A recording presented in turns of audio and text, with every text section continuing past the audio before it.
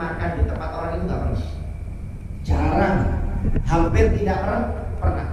Kecuali di rumahnya muridnya Imam Ahmad bin Hambal. Itu kalau diundang Imam Ahmad bin Hambal, Imam Syafi'i makannya banyak. Muridnya yang lain tanya, wahai guru, kenapa diundang orang lain kamu makannya sedikit, tapi kalau diundang Imam Ahmad bin Hambal makannya kok banyak? Kata Imam Syafi'i, aku tahu kesolehan Ahmad bin Hambal, jadi aku berani makannya banyak karena aku mendengar sabda bahwasanya ta'amus soleh dawa, makanannya orang yang soleh itu obat bagi tubuh. Jadi aku berani kalau makan di rumah Imam Ahmad bin Hambal. Kenapa? Karena dia orang yang soleh. Jadi aku berharap makanannya bisa menguatkan tubuhku, kata Imam Syafi'i. Tapi kalau diundang orang lain, Imam Syafi'i nggak mau makan. Imam Sufyan Ats-Tsauri itu kalau diundang orang pengajian kan, ya, atau acara apapun, itu bawa roti sendiri dari rumah. Nggak mau makan, bawa roti. Kalau kita kan datang disiapkan ini kan. Kalau Imam Ats-Tsauri itu sakit waroknya, nggak berani dia bawa roti sendiri. Nanti kalau setelah selesai acara dia makan sendiri rotinya. Nanti yang undang tanya, wahai Imam, kenapa nggak makan dari buatan saya, rotinya saya? Kata Imam Sufyan Ats-Tsauri, kalau ini saya jelas, bikinnya tahu halalnya. Kalau ini saya nggak tahu. Jadi lebih baik saya makan jelas daripada yang tidak jelas, kata Imam Sufyan Ats-Tsauri. Kira-kira kita mampu nggak seperti ini sekarang? Hah? Anda ke warung, bingung warungnya ini halal apa enggak ya, nggak makan. Ya. Beli roti di airport ini halal apa enggak ya, kita nggak tahu bikinnya ya, nggak makan. Kira-kira mampu nggak? Nggak ada. Tapi orang-orang seperti inilah yang dikasih kelebihan oleh Allah Subhanahu Wa Taala. Kalau kita mau menerapkan zaman sekarang untuk kehidupan kita berat. Cuma kalau nggak bisa menerapkan kayak ini, jangan yang haram disikat juga. Sudah waro nggak bisa, haram disikat lagi. Jangan. Kalau sudah memang nggak bisa waro, yang haram dijaga. Kenapa? Yang ragu aja tidak mereka kerjakan kok. Bahasanya orang dulu itu, Pak, kalau nggak nyangkul sendiri di sawah, nanam sendiri sayur, nanam sendiri padi, mereka nggak mau makan.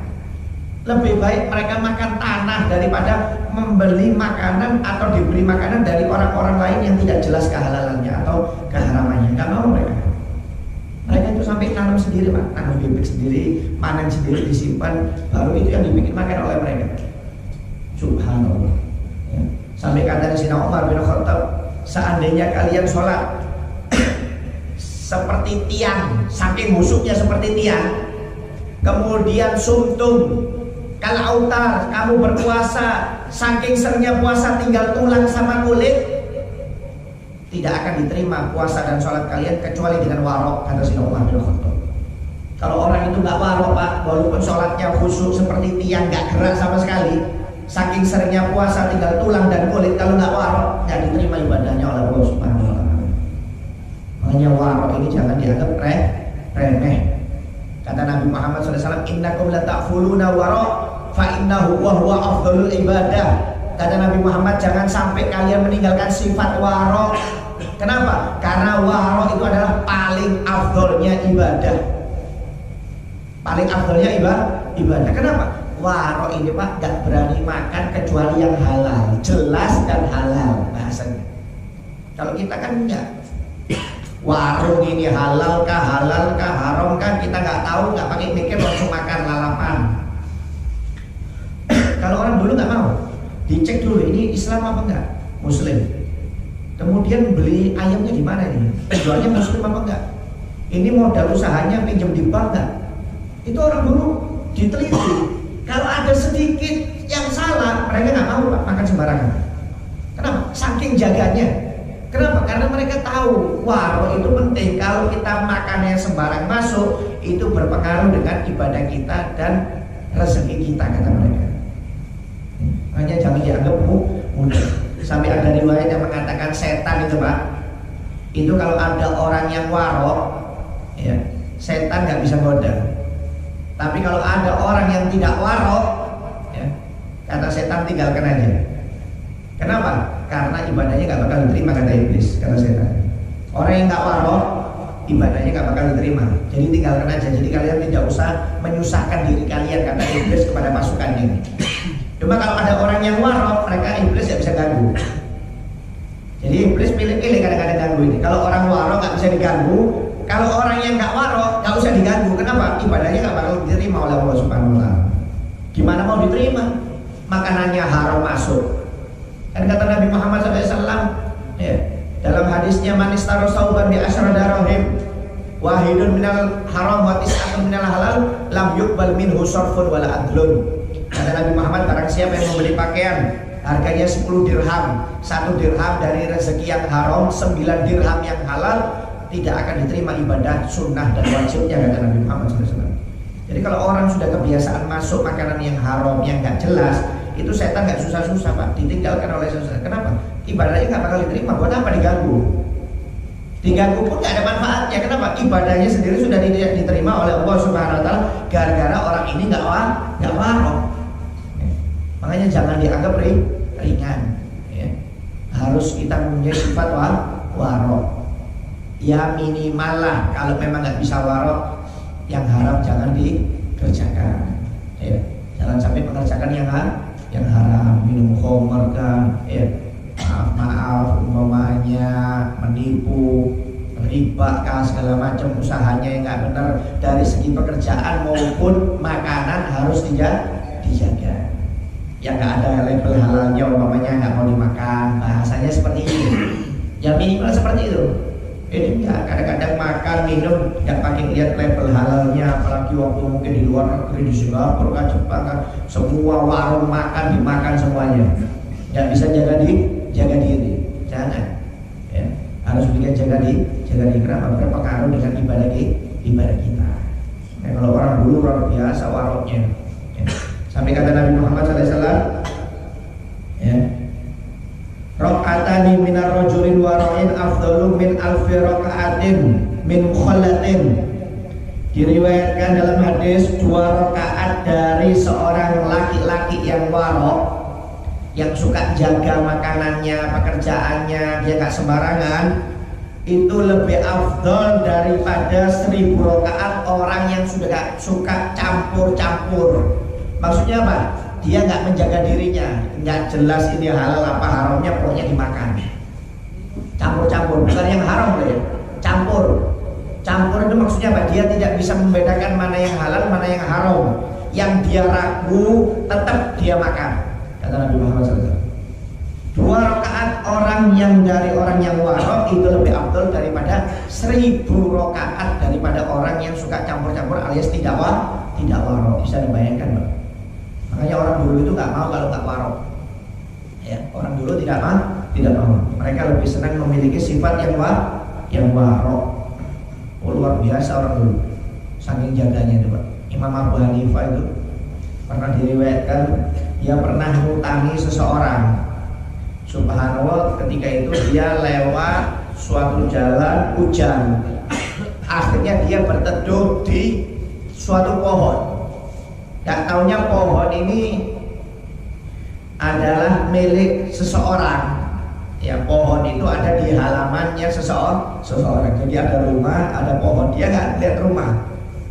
Dia cuma lihat pohon. Imam Abu Hanifah ini ketika hujan dia tepi di bawah pohon. Ketika melihat ke belakang, gak taunya rumah Fulan bin Fulan, orang yang punya utang sama dia. Ketika tahu itu rumahnya orang yang punya utang sama dia, Imam Abu Hanifah langsung jalan, Pak. Muridnya bingung, wahai guru, ini masih hujan, biarkan aja, gak apa-apa. Ini daripada kita berteduh di tempat ini, saya takut dosa, lebih baik kita jalan. Loh, apa hubungannya? Iya, orang itu punya utang sama saya. Loh, kenapa kok guru yang takut punya dosa? Iya, saya takut berteduhnya di pohon ini dianggap riba oleh Allah Subhanahu Wa Taala. Padahal gak ada hubungannya loh, Pak. Cuma Imam Abu Hanifah ini berteduh di rumah pohon yang orang itu punya utang sama Imam Abu Hanifah. Kalau dia minta izin Imam Abu Hanifah, pasti diizinkan sama orangnya. Cuma takut mengizinkannya ini karena dia punya utang, berarti ngambil manfaat. Kalau mengambil manfaat dari orang yang punya utang sama kita, itu namanya riba. Padahal nggak ada hubungannya loh ya. Imam Abu Hanifah ini saking takutnya seperti itu, Pak. Padahal kalau dari segi syariat ini bukan riba, nggak ada hubungannya sama sekali. Cuma Imam Abu Hanifah nggak mau, tetap langsung jalan walaupun kehujanan nggak apa-apa. Yang penting jangan berteduh di tempat ini, karena saya takut dianggap riba oleh Allah Subhanahu Wa Taala. Bayangkan, saking takutnya itu, saking waroknya. Pernah ada kapal ngangkat sembako, ya, tenggelam di pelabuhan itu, nggak jauh dari pelabuhan itu tenggelam itu kapal, baru jalan tenggelam itu kapal, ngangkat bawa sembako banyak Pak.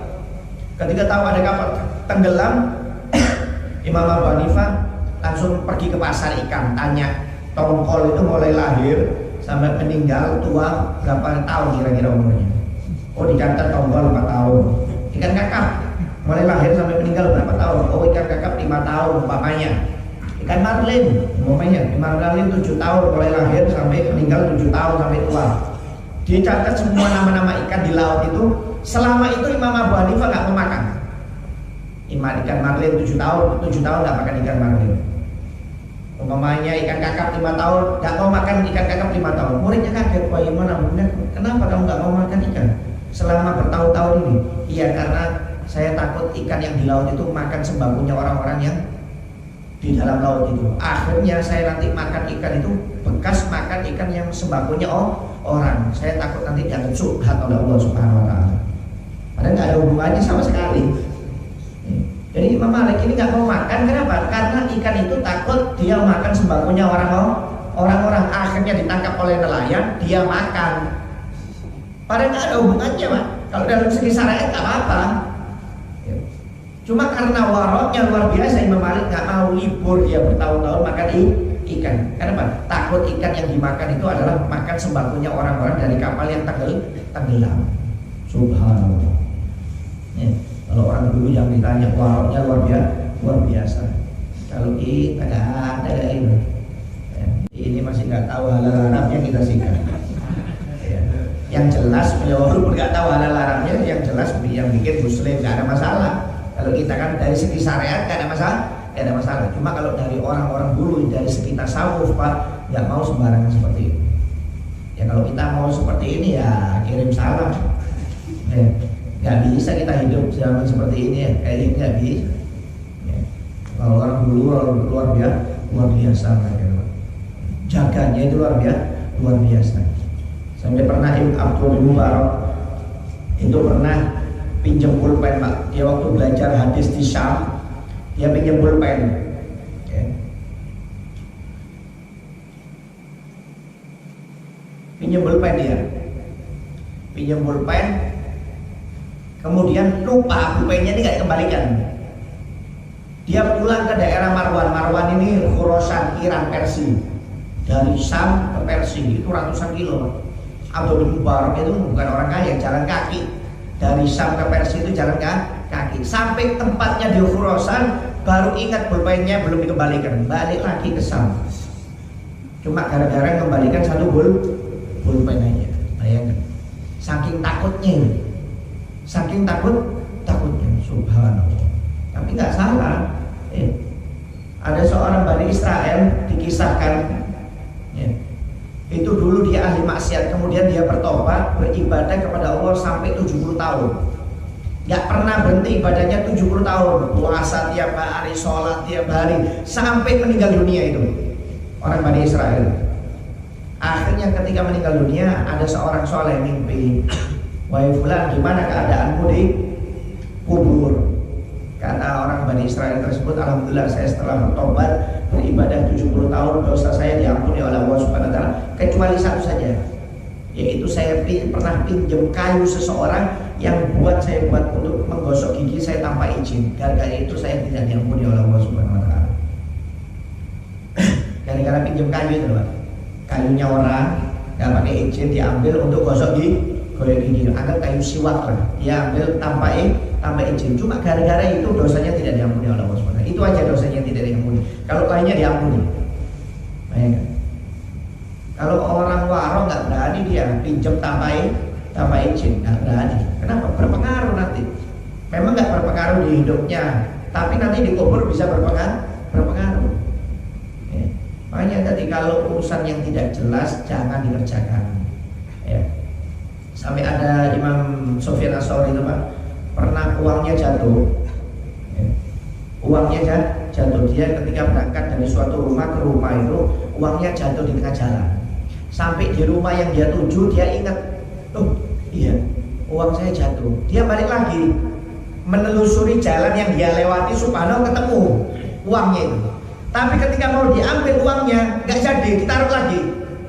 Muridnya tanya, wah kenapa guru nggak jadi diambil? Iya, saya takut ini uangnya orang lain. Kalau uang saya ya alhamdulillah, cuma saya nggak tahu ini yang jatuh ini uang saya atau orang lain. Daripada nggak jelas saya balik aja. Ditinggal ditaruh Pak, balik lagi dia. Bayangin, sudah ketemu loh uangnya di tengah jalan.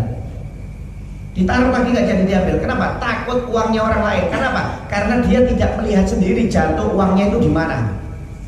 Saking jaganya. Kalau kita kan enggak, kok langsung diambil uang halal ini memang juris sekali. Ya. Kalau Imam Sufyan Ats-Tsauri luar biasa, nggak sembarangan Pak. Ya. Makanya jangan, istilahnya kita jangan termuda-muda melakukan hal-hal yang tidak jelas. Ya, apalagi yang sudah jelas keharamannya jangan dikerjakan. Orang dulu itu Pak bahasanya jangankan yang haram, yang makruh itu nggak mau mereka kerjakan. Yang makruh nggak mau. Jangankan yang wajib, yang sunnah tidak pernah ditinggalkan. Kalau kita kebalikannya, jangankan yang makruh, yang haram disikat. Jangankan yang sunnah, yang wajib ditinggalkan. Kalau orang dulu kebalikannya, jangankan yang haram, yang makruh nggak pernah ditinggalkan. Jangankan yang wajib, yang sunnah tidak mereka pernah tinggalkan. Karena orang dulu luar biasa menjaga dirinya. Ya. Artinya bahwa ini Pak, kalau perkara tidak jelas lebih baik jangan. Orang dulu nggak mau Pak, beli lewat maklar, nggak mau orang dulu. Jaga. Ya. Kalau kita tertarik kepada suatu barang, umpamanya saya megang HP, umpamanya Anda lihat, kemudian nggak lama HP saya berpindah tangan kepada si B. Anda melihat, tanya kepada si B, itu HP-nya HP kaya betul. Kamu siapa? Saya disuruh jualkan, saya makelarnya. Itu kalau orang dulu Pak nggak mau lewat makelar itu nggak mau. Langsung ke pembelinya sendiri. Padahal kalau dalam syariat boleh. Cuma mereka orang dulu nggak mau. Kenapa? Takut nggak jujur makelarnya. Takut nggak jujur. Kalau sudah nggak jujur, nggak barokah jual belinya. Umpamanya si pembelinya mengatakan jual 100 ya, nanti kamu saya kasih untung. Gak taunya dijual 110, dijual terus 105. Takutnya nggak jujur. Akhirnya kalau sudah nggak jujur orang dulu, itu barokahnya hilang kata mereka. Makanya mereka beli lewat makelar. Padahal dari segi fikih nggak apa-apa Pak, makelar itu boleh. Ya. Cuma mereka itu nggak mau, jaga-jaga. Karena kalau ada unsur bohong di sana, akhirnya nggak barokah jual belinya. Baik, sampai kayak gitunya. Contoh pohon, Anda nanam pohon, kemudian pohon itu menjolor ke tetangga Anda sampai berbuah ke tetangga Anda.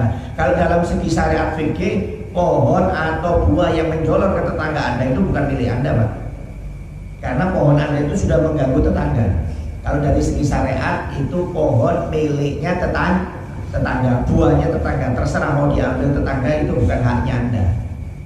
Tapi kalau orang yang warok, walaupun itu menjolor ke rumahnya dia, nggak mau diambil, nggak mau mereka. Walaupun dari segi syariat boleh, tapi dari segi tasawuf mereka nggak mau. Kalau kita enggak, jangan kami jolor di dalam rumah hilang, di dalam rumah aja hilang, apalagi yang keluar tambah dia salah. Nggak ada arah, sudah. Ibrahim bin Adham, sampai pernah Pak, ketika dia tawaf sa'i ditawari oleh orang-orang, kenapa kamu nggak minum air Zam-Zam? Kata Ibrahim bin Adham, saya nggak punya gelas sendiri. Dulu itu kan ada gelas, ya itu gelasnya pemerintah. Saya nggak mau pakai gelasnya pemerintah karena nggak tahu halal apa haramnya uangnya yang dipakai. Kalau saya punya gelas sendiri, saya pasti langsung ambil ke sumbernya Zam-Zam dari pemerintah.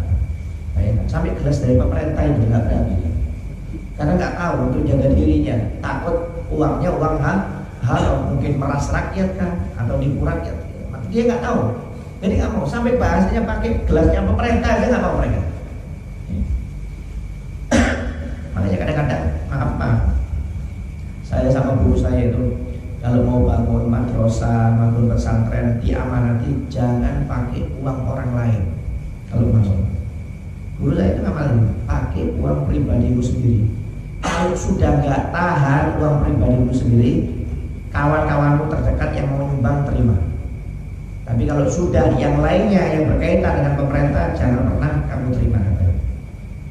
Baik. Orang dulu itu jaga bakal sembarangan. Kenapa? Karena maaf pemerintah kadang-kadang biasanya pajak, kan ada biaya pajak warganya, pajak ini, pajak ini, pajak ini. Pajak itu kalau dalam segi Islam haram sebenarnya, nggak boleh. Nah itu yang dipakai untuk sumbangan-sumbangan. Akhirnya gara-gara meres orang di bawah ini dipakai untuk sumbangan, itu yang bikin nggak barokah. Jadi orang dulu, maaf ulama-ulama dulu itu nggak mau kalau sumbangan-sumbangan pemerintah itu mereka nggak mau. Sebenarnya kalau dari segi syariat boleh, nggak apa-apa. Pemerintah nyumbang itu boleh, nggak ada larangan. Cuma kalau orang tasawuf, mereka masih berpikir panjang, panjang. Jadi nggak mau terima sumbangan yang nggak jelas, itu nggak mau mereka.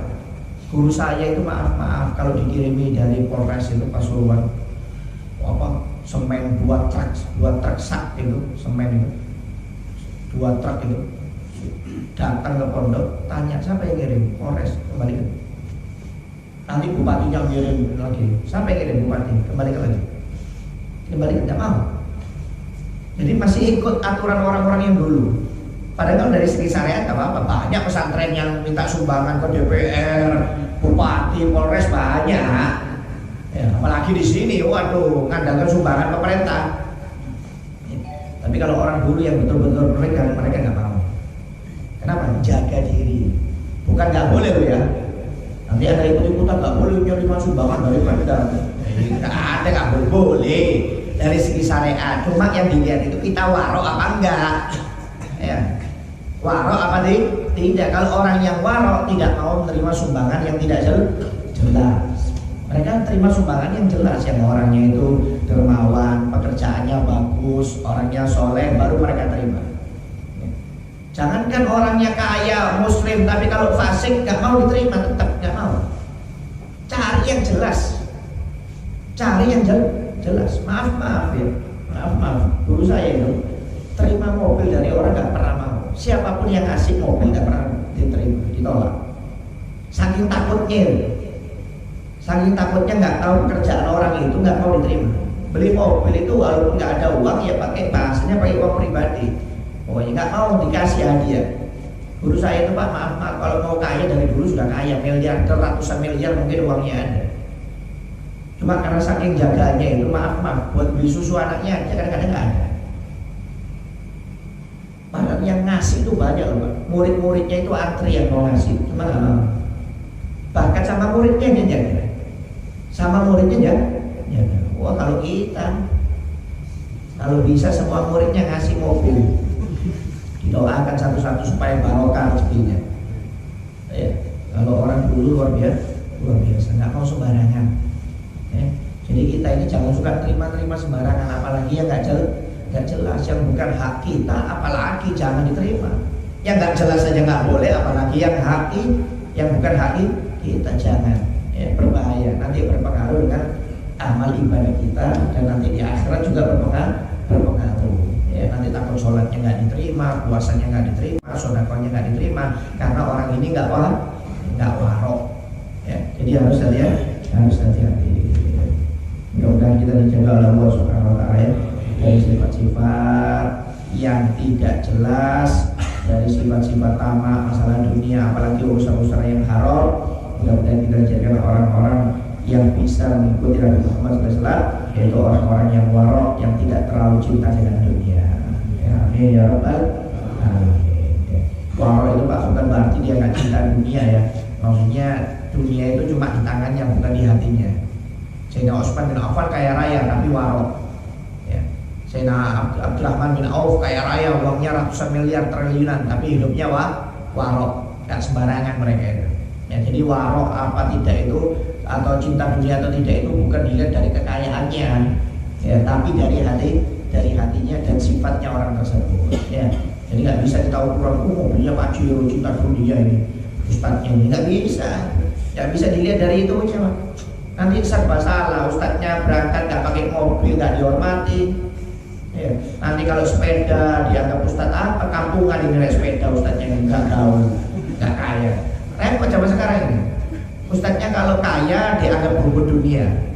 Nanti kalau ustadznya naik sepeda dianggap ketinggalan zaman, nggak dihiraukan, gara-gara miskin tidak dihiraukan. Jangan, bukan dari itunya. Orang waro itu bukan dilihat dari kekayaannya, tapi dari hatinya dan hidupnya sosialnya tiap hari. Mungkin ada yang mau ditanyakan? Yang mau bertanya? Waalaikumsalam. Apa hukumnya kalau atasan saya ini nyuruh kerja di tempat ibadah orang, bagaimana gajinya gitu? Mereka bagaimana? Suruh kerja di tempat ibadah orang lain, maksudnya agama lain. apa? Disuruh kerja apa? Seperti bantu-bantu ini bangun ibadahnya gitu. Jadi gini ya, toleransi dalam kehidupan beragama itu sangat dianjurkan oleh Nabi Muhammad SAW. Ya, cuma toleransinya jangan kebablasan. Ya, toleransi itu ada aturannya. Anda, saudara Anda, mamanya yang bukan muslim sakit, tetangga Anda jemput, silakan. Teman Anda jemput. Dia membutuhkan bantuan, Anda bantu, silakan. Anda bermuamalah dengan mereka, silahkan, gak ada masalah. Tidak ada larangan. Nabi juga bermuamalah dengan orang non-muslim. Nabi juga sering membantu bersedekah kepada orang non-muslim. Nabi juga berkawan kepada orang non-muslim. Silahkan, gak ada masalah. Coba jangan diterabas, beberapa aturan itu tidak boleh diterabas. Ya, toleransi, cuma ada aturannya. Seperti apa? Contoh, toleransi dalam beragama yang tidak boleh dikerjakan adalah kawin beda agama. Itu haram. Itu bukan toleransi. Namanya, oh gak apa-apa, gak masalah, kawin beda agama itu boleh. Itu bukan toleransi namanya. Itu menerabas aturan Nabi Muhammad SAW. Kemudian ikut beribadah di tempat orang yang non muslim atau mengucapkan hari raya orang non muslim, itu bukan toleransi namanya. Itu bukan toleransi, itu kebablasan. Itu menerabas syariat Nabi Muhammad SAW. Loh, kalau mereka mau merayakan hari raya mereka, silahkan, nggak boleh kita ganggu, haram kata Nabi. Kalau mereka mau selamat, saling mengucapkan selamat sesama mereka tentang perayaan hari raya mereka, silahkan, nggak ada larangan dari Nabi. Cuma Anda jangan ikut-ikutan. Nanti orang itu ibadah hari raya, Anda ikut-ikutan ibadah, saling toleransi. Kemudian mereka merayakan hari rayanya, Anda mengucapkan selamat hari raya mereka dengan ajaran toleransi, nggak bisa. Ya, itu namanya melanggar syariat. Jadi bukan berarti toleransi beragama itu diterabas semuanya dengan alasan toleransi. Tidak, ada beberapa toleransi yang beragama tidak boleh kita terabas. Kawin beda agama, ikut ibadah mereka atau mengucapkan selamat kepada mereka, kemudian memilih pemimpin non muslim, itu tidak boleh. Ya. Jangan alasan toleransi. Itu tidak diterima dalam agama. Silahkan. Kalau pemimpin mereka umpamanya non muslim di daerahnya mereka, silahkan, tidak apa-apa. Kayak di Bali pemimpinnya non muslim, silahkan. Di Papua umpamanya, di NTT non muslim, tidak ada masalah karena mayoritas mereka. Cuma kalau di daerah mayoritas muslim, Anda harus pilih muslim. Jangan alasan di daerah Papua juga apa-apa.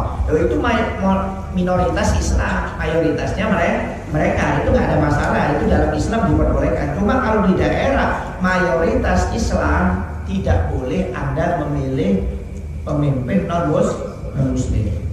Jangan alasan toleransi yang nggak ada. Jadi kalau maaf kalau Anda ya ikut membangun, itu tidak diperbolehkan dalam agama. Dengan alasan toleransi nggak bisa. Karena secara langsung, maaf agama yang dibenarkan oleh Allah hanya Islam. Kalau Anda ikut membangun tempat lain, berarti Anda membenarkan bangunan tersebut yang tidak dibenarkan oleh Allah Subhanahu wa taala. Bukan berarti Anda memutus hubungan dengan mereka, nggak boleh, haram. Tetap berkawan, hubungan kerja saling membantu, saling sodako, Anda ngasih makan, dia sakit Anda jenguk, dia acara kawinan Anda hadiri, Anda sumbang, itu nggak ada masalah seperti itu Pak. Cuma ada beberapa aturan yang tidak boleh dilanggar ya. Intinya toleransi itu beragama boleh, bagus, diatur oleh Nabi Muhammad. Cuma ada beberapa yang tidak boleh dilanggar. Beda agama nggak boleh kawin, kemudian sholat di tempat mereka atau mengucapkan selamat ya, hari raya mereka haram hukumnya. Kemudian juga memilih pemimpin non muslim di daerah mayoritas muslim itu haram, nggak boleh. Tidak ada alasan toleransi sama sekali. Makanya kalau Anda bahasanya itu nyoblos, milih caleg, jangan karena dibayar uang. Ini kadang-kadang karena uang 300, yang penting walaupun non muslim dapat uang. Ini ngawur ini. Ini salah, berbahaya ini. Ya. Kalau kita Pak, jangan alasan toleransi, jangan berbicara toleransi kalau tidak tahu hukum syariat. Anda boleh berbicara masalah toleransi kalau kita bahasanya sudah belajar toleransi sesuai dengan ajaran Nabi Muhammad SAW. Karena kadang-kadang kita dicekoi dengan alasan toleransi oleh orang-orang liberal ini. Oh nggak apa-apa mengucapkan selamat itu nggak apa-apa kepada orang lain. Ya. Dengan alasan berbagai macam dalil dijual sama mereka. Oh nggak apa-apa ngangkat pemimpin non muslim itu nggak apa-apa kata mereka. Itu dijual dengan berbagai macam dalil oleh mereka. Waliyadzubillah mindzalik.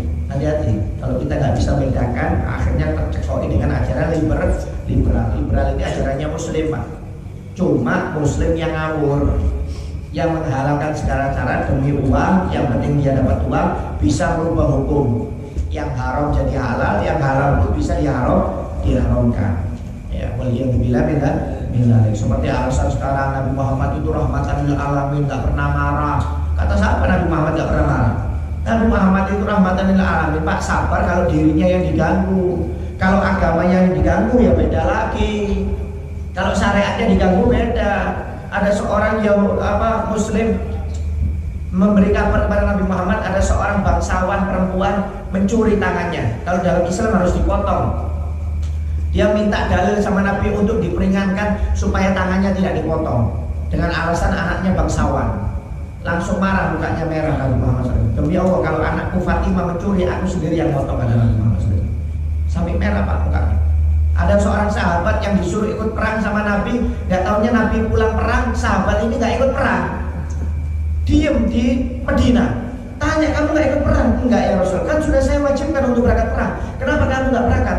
Berbagai macam alasan. 3 orang yang nggak ikut perang langsung diboikot oleh Nabi. Tidak ada boleh siapapun yang berhubungan dengan orang ini selama 6 bulan, kata Nabi Muhammad SAW. Jangan disapa, jangan bermuamalah dengan orang ini selama 6 bulan, kata Nabi Muhammad SAW. Jadi orang itu Pak nggak ada yang berhubungan dia muamalah sekota Madinah, dan kalau nyapa nggak pernah dibalas sapanya. Diboikot oleh Nabi 6 bulan gara-gara nggak taat dengan perintah Nabi. Jadi hati-hati, kadang-kadang kita ini dicekoi oleh orang liberal itu. Anda lihat loh, Nabi Muhammad sabar, nggak pernah marah, pemaaf. Jadi kalau ada Al-Quran dihina, biarkan aja, maafkan. Kalau ada bendera tauhid umpamanya dibakar, maafkan aja. Loh, ini pasti orang nggak paham. Ya. Ada koridor-koridornya, mana yang di waktu sabar, mana yang tidak, mana yang diri kita yang diganggu, mana agama yang diganggu. Kalau agama diganggu nggak boleh, harus kita hero Pak. Hero. Anda lihat itu apa itu? Petinju itu Habib. Apa itu? UFC ya? Apa itu? Ya, apa pertandingan apa itu namanya? UFC, UFC. Anda lihat marah. Kenapa? Karena ngolok-ngolok syariat Nabi. Langsung dihantam, apakah itu salah? Tidak, itu hero-nya dia. Ketika dirinya yang diganggu, Anda lihat sabar dia. Dikasih homer, diam aja. Diolok-olok, dicongkrakan, diam aja. Dia sabar, dirinya yang diganggu. Tapi ketika setelah selesai pertandingan, itu musuhnya Gregor itu anak officialnya menghina Islam. Langsung lompat, langsung dipukul sama dia. Ketika dirinya diganggu, dia diam. Tapi ketika agamanya diganggu, langsung marah.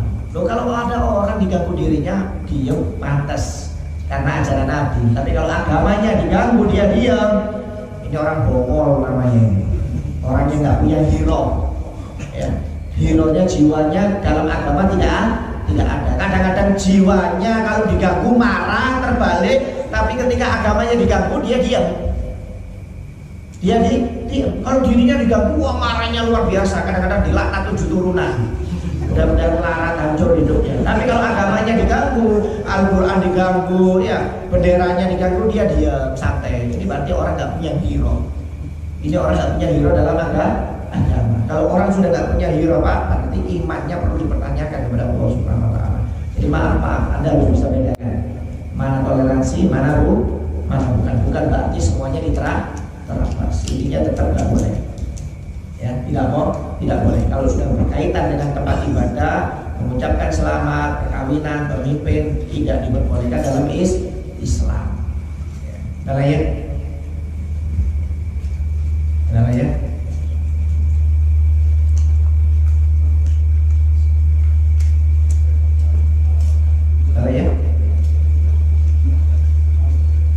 Kenapa?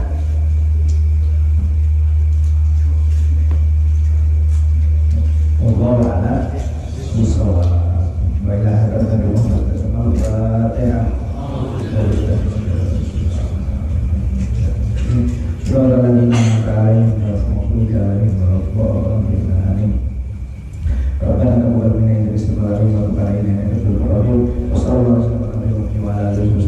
Walhamdulillahirabbil alamin.